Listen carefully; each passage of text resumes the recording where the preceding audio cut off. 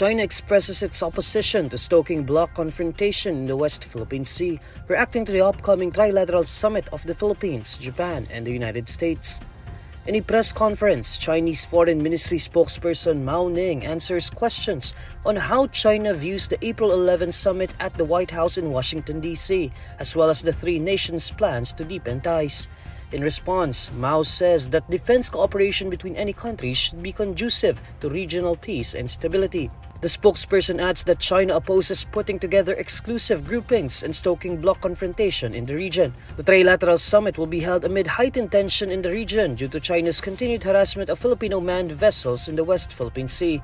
However, the Department of Foreign Affairs stresses that the upcoming conference is not aimed at Beijing despite China's continued aggression within Philippine waters. The DFA explains that the historic trilateral meeting seeks to fortify cooperation on the economy, maritime security, and climate change between the three allies.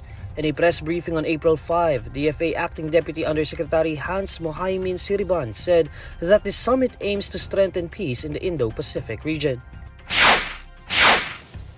Two more overseas Filipino workers were injured from last week's strong earthquake in Taiwan, bringing the total of Filipinos who sustained injuries to 11. In a post on social media platform X, Department of Migrant Workers Officer in Charge Hans Kakdak says one of the two injured OFWs has a ligament strain on the left ankle, while the other has an abrasion of the left hand. The two OFWs are now being provided with medical treatment. The department also said that they have deployed a 6-member augmentation team to address the needs of the approximately 5,000 OFWs in Hualien County and other surrounding counties in Taiwan. A 7.4 magnitude quake hit Taiwan's east coast on the morning of April 3. Taiwan officials said it was the strongest to shake the island in decades.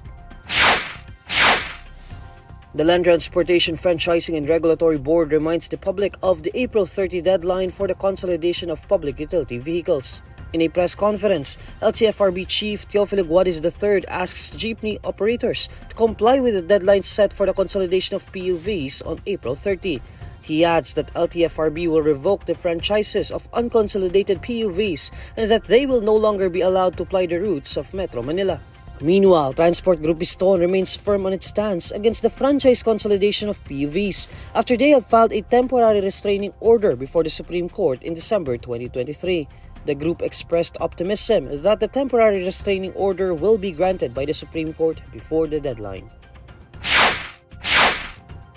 A solar eclipse raced across the continent of North America, thrilling millions to behold the spectacle through clear skies. On Monday, April 8, the moon shrouded the sun for a few minutes across the land.